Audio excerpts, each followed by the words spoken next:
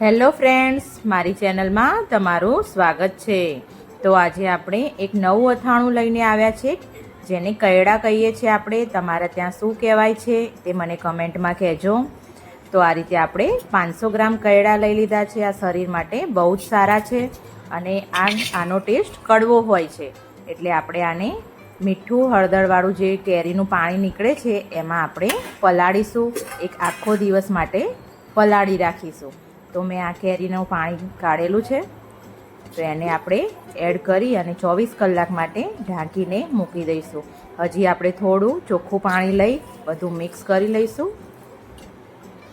અને 24 કલાક માટે આને આપણે પલાળી લઈશું, તો એની કડવાશ થોડી ઓછી થઈ જાય અને થોડા સોફ્ટ પણ થઈ જાય।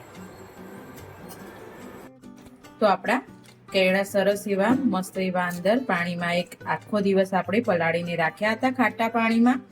તો આપણે હવે એને બહાર કાઢી લઈએ બધા જ કેળાને। આ રીતે કોઈ બી કાણાવાળા વાસણમાં કાઢી લઈશું। તો આપણે ખાટું પાણી બધું જ આપણે કાઢી લીધું છે। પછી આપણે એકવાર આ રીતે વોશ કરી લઈશું અને પાછા કાણાવાળા વાસણમાં કાઢી દઈશું બધા જ કેળાને। તો આપણે 500 ગ્રામ જેટલા કેળા લીધા છે, તો સામે આપણે 500 ગ્રામ જેટલી દેશી ખાટી કેરી લઈ લીધી છે। તો આને આપણે છોલી અને ઝીણા કટકામાં કટ કરી લઈશું। આપણે જે કેરને બહાર કાઢ્યા હતા એને આપણે થોડા એવા કોરા કરી લઈશું, જેથી કરીને આપણું અથાણું છે આપણે 12 મહિના સુધી સ્ટોર કરી શકીએ। તો આ રીતે આપણે કોરા કપડામાં, ચોખ્ખું કોરું કપડું હોય એમાં આ રીતે એકદમ કોરા કરી લઈશું। એમ પંખા નીચે નહીં મૂકીએ, થોડી વાર એકદમ રસોડામાં જ આપણે આ રીતે કોરા કરી લઈશું। 1 કલાક આને કોરા કરી લઈશું। તો આપણા કૈડાને જોઈએ તો એકદમ મસ્ત કોરા થઈ ગયા છે। આપણા હાથને પાણી સહેજે ચોટતું નથી। તો આપણે એક વાસણમાં લઈ લઈશું આ રીતે બધા જ કૈડાને।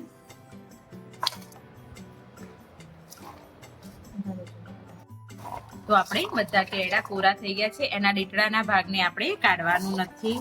ડીટડાનો ભાગ અંદર એકદમ સરસ લાગે છે અને પકડીને ખાતા ફાવે એ રીતે આ રીતે ખાવાના હોય છે કૈડા। તો આપણે 500 ગ્રામ કૈડા હતા, તો 500 ગ્રામ જેટલી આપણે કાચી કેરી, દેશી કેરી લીધી છે।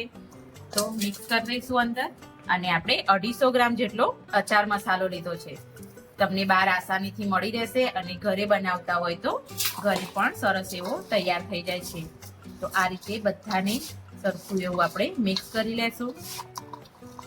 કેળા ખાવા બહુ જ જરૂરી છે, એકદમ સરસ પણ લાગે છે અને શરીર માટે એટલા હેલ્ધી પણ છે। અને આપણે કેરી અને મીઠાવાળું પાણી અંદર એડ કરીશું, એના હિસાબે એની કડવાશ પણ ઓછી થઈ જાય છે। તો આપણે બધો મસાલો સરખો મિક્સ કરી લીધો છે। તો આપણે એક આ રીતે તપેલી જેવા વાસણને લઈ અને બધા જ અથાણાને આપણે અંદર એડ કરી દઈશું। અને આપણે અહીંયા સિંગ તેલ લીધું છે, એને આપણે ગરમ કરી અને ઠંડુ આંગળી નાખી અને ગરમ ના લાગે એટલું જ આપણે ઠંડુ કરી અને ઉપર આ રીતે રેડવાનું રહેશે।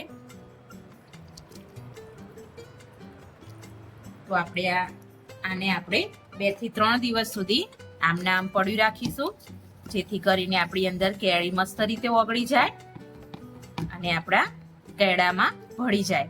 પછી આપણે 3 થી 4 દિવસમાં અથાણું ખાવા લાયક થઈ જશે। તો આપણે આને એન્જોય કરીશું। તો આમાં કેળામાં તેલ નહીં છે ને ઉપર તરતું જ રહેવા દેવાનું છે, એમાં તેલ ઓછું થવા દેવાનું નથી। હજી આમાં થોડું તેલ ઓછું છે, તો હું ગરમ કરી અને બીજું થોડું એડ કરી દઈશ ઠંડુ કરીને। તો એકદમ તેલમાં ડૂબ રાખવાના છે, તો આખું વરસ માટે તમે આને સ્ટોર કરી શકશો। જો મિત્રો તમને મારો આ વિડીયો ગમ્યો હોય તો તમારા ફેમિલી સર્કલમાં અને ફ્રેન્ડ સર્કલમાં શેર કરજો અને સબસ્ક્રાઇબ કરો। Thank you.